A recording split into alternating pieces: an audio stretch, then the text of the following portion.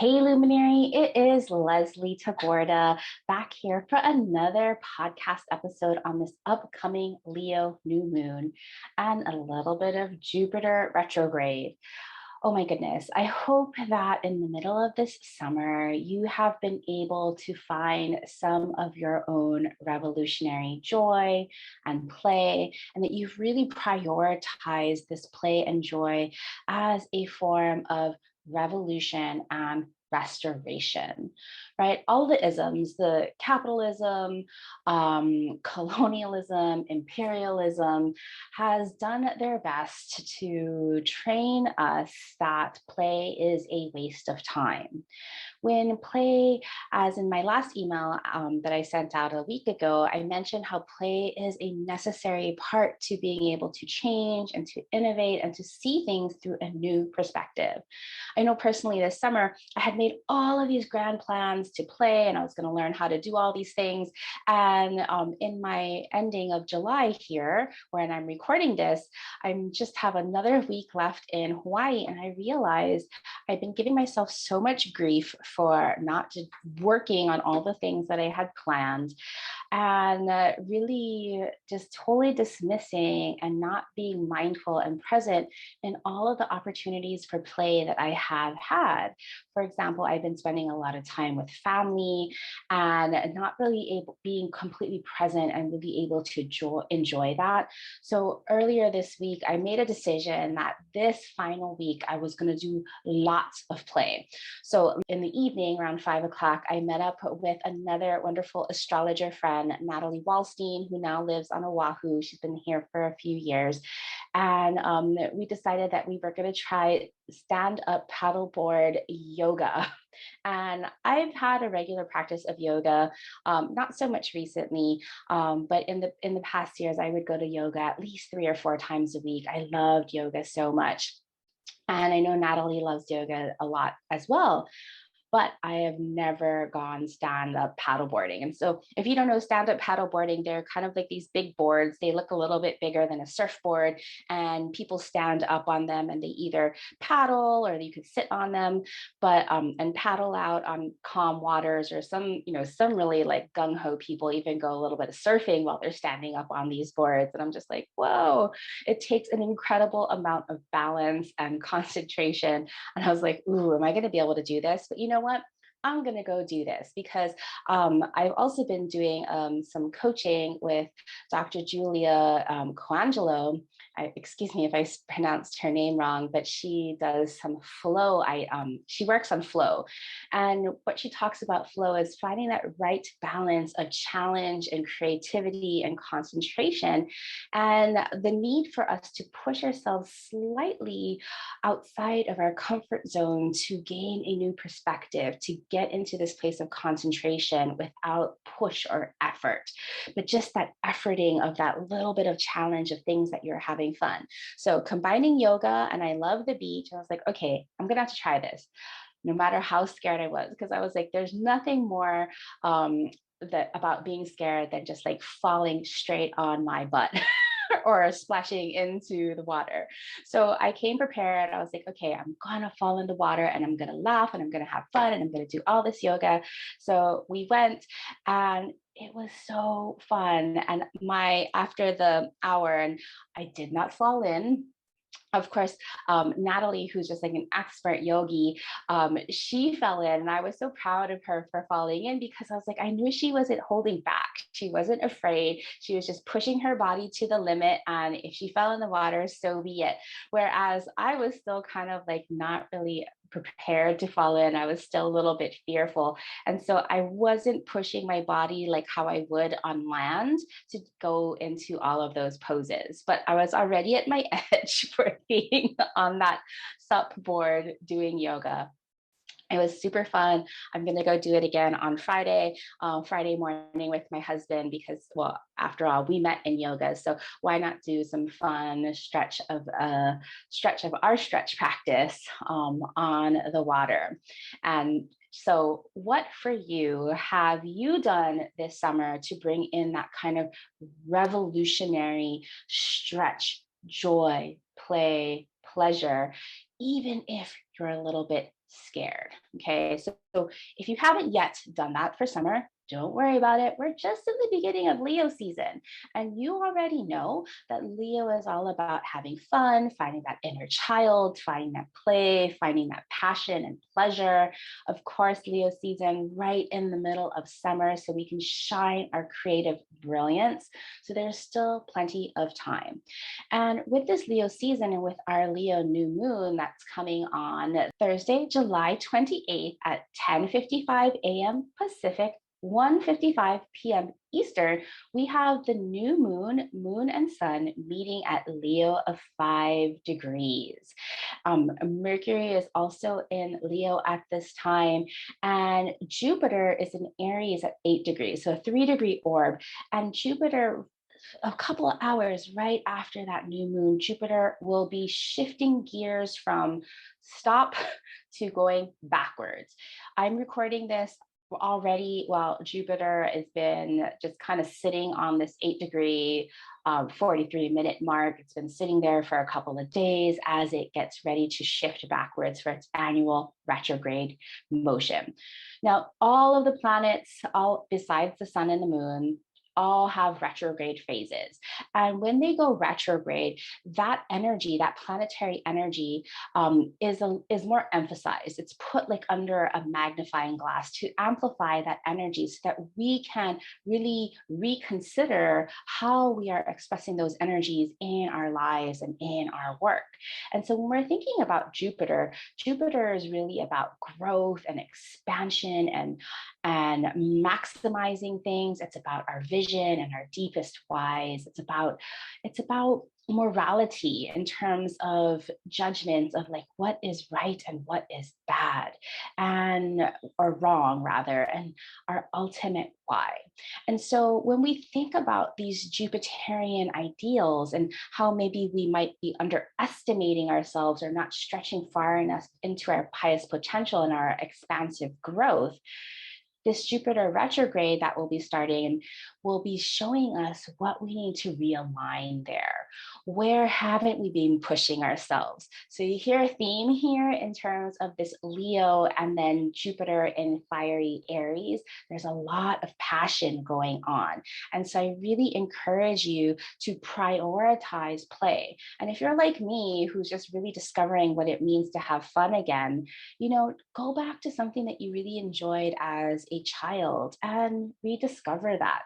Or if there's something that you love to do now, like I do, I love yoga, do something that's a little bit extra to push yourself that way. Okay. And so with this Leo new moon that's going to be trining this beautiful Jupiter who stopped in retrograde, I want you again to prioritize your play. Okay, prioritize your play and your joy for your own self and watch how the rest of your life ripples and expands forward in your change-making work.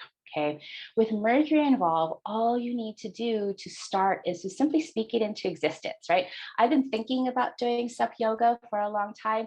And then finally I was like, I told my husband, I told him out loud, I'm going to go take this class. And then it took me another week to sign up for it. But I had all these little steps. So with Mercury there, bring that out, shake things up and try something that's challenging and fun. Amp up the heat because the rest of this month is going to be really hot. And I'll be recording a short episode about that August, about the August and the stars. So we'll talk a little bit of what's coming up because there's lots of things coming up. So amp up your personal heat and hotness by wearing something blingy, provocative, or exciting, maybe on your next reel or your next social media post. Share your brilliance by reworking your deepest whys according to that Jupiter retrograde and shout it out from the rooftops because Jupiter wants it to go big. And remember, speak your joy and your confidence into existence. Make sure your desires are big. Leo and Jupiter do not like to underestimate. Go big and overestimate with your Leo new moon ritual to call in all your creative brilliance, joy, and heart-centered purpose in your confident change-making work. And remember, this is a meme that I haven't yet found the source for. So if you know, I've said this before and I will say it again. The sun doesn't give AF if it blinds you. Get your dang sunglasses. And you know what? Go buy those fancy ones because it's Leo season. Okay. So let's talk about this Leo new moon. Again, exactly 10:55 a.m. Pacific. The theme that Natalie Miller and I co-wrote in our book, New and Full Moon Rituals for Entrepreneurs and Changemakers, is called Confidently Creating Your Joy. And we say the new moon in Leo offers a profound infusion of creativity, confidence, and joy. It's a moment to celebrate that. As Martha Graham writes, there's only one of you in all of time. And there are things you do that no one else like you can do. This lunation asks you to tap into what brings you joy, for that is the source of the light you shine in the world. It's time to fully trust that when you do what you love, you magnetize attention, power, and opportunity. With Jupiter, now stationed retrograde, trining this new moon, there's a spirit of growth and evolution present. Remember that confidence doesn't just appear out of nowhere, it comes from practice, learning, and exploring. Hint, hint, through play. The more you learn and grow from both your accomplishments as well as your experiments, AKA you might call them failures, but they're just experiments, the more you learn to love and trust yourself no matter what, right? That splash in the water that I was so resistant to do, like I missed out on some like cooling fun. So this is what confidence is all about. Now, Mercury and Uranus will be squaring in the signs of Taurus and Leo, and they're asking about your demands, that you make more room for change, your whole joyous self in the way you do work and your business and your life. Toot your own horn, smile, shrug at your quirks, let your freak flag fly. Get real and enjoy the glow that comes from being your whole self out loud. Now, there's other astrological aspects happening. Again, new moon trining Jupiter at Aries 8 degrees asks you if your intentions are big enough. Are you underestimating your desires? Mercury at Leo of 18 degrees, squaring Uranus at Taurus of 18 degrees, asks you if you're open-hearted to all the unexpected experiences and change that are coming your way. Are you ready for them to set you on your highest path and bring in more woohoo, that whoa? And then Mercury at Leo 18 degrees is also trining Chiron and Aries at 16 degrees. Oh yes, thank you, Chiron, because they are asking if you've been communicating the wisdom you've learned from your wounds. Are you ready to use this with courage? Okay. Now, if you know how to read your natal chart, I want you to grab your natal chart and I want you to check out where that 5 degree of Leo is in which house, because this is how you can personalize your new moon. Because remember, each of those houses are areas of your life and areas of your business. And wherever that new moon is by house is activating that one part of your life and your business, asking for a fresh intention. So this is a perfect way to personalize your new moon. So I have a few new moon personalizations here that I want to share with you. I'll be sharing them by their rising signs and also giving you more specifics as far as the house that's being activated. So if you don't know, just go default to your rising sign. And if you do want to know how to read your natal chart so that you can personalize your new moons and full moon rituals and other transits, then I encourage you to sign up for Written in the Stars. It is my foundational training on how to begin to read your natal chart for your change making work. And I have it on demand. But guess what? I have it coming up live in August. I believe it's the week of August 22nd. And I'll share a little bit more about Written in the Stars, but it's a 5-day mini training. When we do it live, I come on every day for question and answers.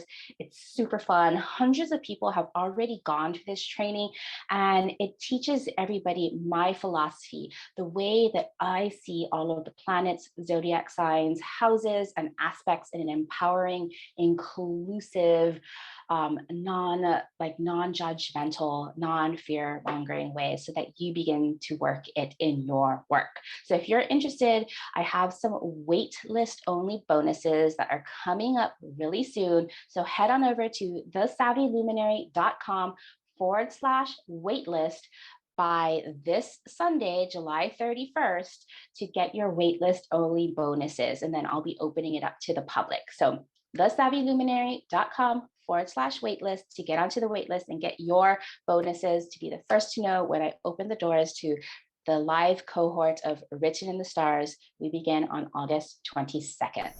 Ooh, and I just noticed that August 22nd, the sun enters Virgo. We'll be celebrating Virgo season to see our charts in a holistic, whole new way. Okay, so let's get into these new moon in Leo personalizations. Remember, for most accuracy, find the house that contains a Leo of 5 degrees. If you don't know how to do that, I encourage you to sign up for the waitlist at thesavvyluminary.com/waitlist for Written in the Stars.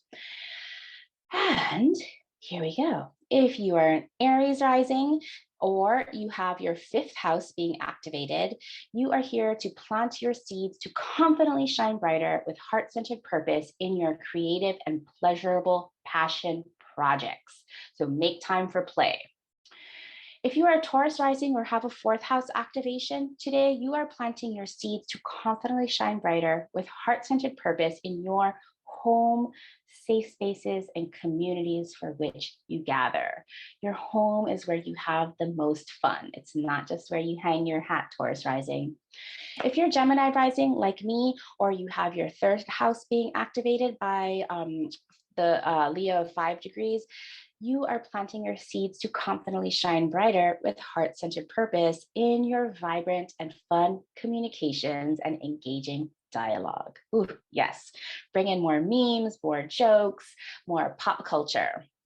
If you're Cancer rising or have a 2nd house with the 5 degrees of Leo, today you're planting the seeds to confidently shine brighter with heart-centered purpose in your heart-centered values. Ooh, bring in those money, attract with your heart-centered joy. Okay, if you have Leo rising or the 1st house is being activated by Leo of 5 degrees, you're planting the seeds for confidently shine brighter with your heart-centered purpose in your confident and bold leadership and identity. For Virgo risings or 12th house activations, you're planting the seeds for confident, heart-centered, soul-centered, blissful restoration. That's right. You got to have fun to refill and restore and reset your cup. Libra risings or 11th house activations, you're confidently shining brighter with heart-centered purpose in your creative social spaces and platforms. The people that you're bringing together embody this Leo heart-centered energy, purposeful people. If you have Scorpio rising or you have your 10th house being activated, you're planting the seeds for more confidence and heart-centered purpose in your mission to being an influential role model, one that is based in trust and truth. If you're Sagittarius rising or have your 9th house being activated, you're planting the seeds to confidently shine brighter with heart-centered purpose in your joyful vision of possibilities of your deepest whys. Get that purpose going, Sagittarius risings. Okay, Capricorn risings, you have your 8th house being activated. Whew, today you're planting the seeds to confidently shine brighter with heart-centered purpose in your capacity to heal and trust yourself with joy and play as investments in your alchemical self. For those of us that have Aquarius rising or a 7th house activation, today you're planting the seeds to confidently shine brighter with heart-centered purpose in your creative partnerships with your soul customers and soul collaborators. What creative souls do you want to call in? Lastly, for Pisces rising or a 6th house activation, today you plant your seeds to confidently shine brighter with heart-centered purpose in your effective day-to-day joyful operations and service to others. So beautiful. So let me double check. So last thing, so there's 2 invitations, right? The first invitations is to my next live cohort of Written in the Stars, my foundational 5-day mini training where everything is so beautiful and inclusive, and you get to see your natal chart in a new light, whether or not you're a beginner or a seasoned astrologer, just being able to understand all the parts from this change-making, equitable view of this language of astrology. So head on over to the savvyluminary.com/waitlist by Sunday, July 31st to get your waitlist only bonuses. And then if you're hearing this before, within, like as soon as this episode drops, I'd love to invite you to this Leo new moon ceremony with Sharan Escandani. We will be talking about revolutionary joy, and she'll be guiding us through visualizations and sharing us about how it is to live and lead by being wholehearted. Sharan is such a beautiful soul. She's the wholehearted coach, and she teaches people to live with joy and confidence. So if you'd like to join us for that, head on over to thesavvyluminary.com/new moon. All right, my friends, that ceremony is tomorrow on July 28th, Thursday at 12 noon Pacific, 3 p.m. Eastern. If you can join us, I'd love to see your beautiful faces. So have a beautiful Leo new moon. Make sure you are prioritizing your play as a revolutionary act. Remember, I'm going to tell you again, the sun doesn't give a fuck if it blinds you. Buy some beautiful sunglasses, or tell your friends to buy some beautiful sunglasses, because you're not going to dim your light for them, because you, my love, you shine bright. All right, till next time. If you love this podcast, please consider doing me a favor and heading over to Apple iTunes and leaving me a rating and review. Your rating and review helps this humble podcast get seen and found by more listeners like you. Please share the love.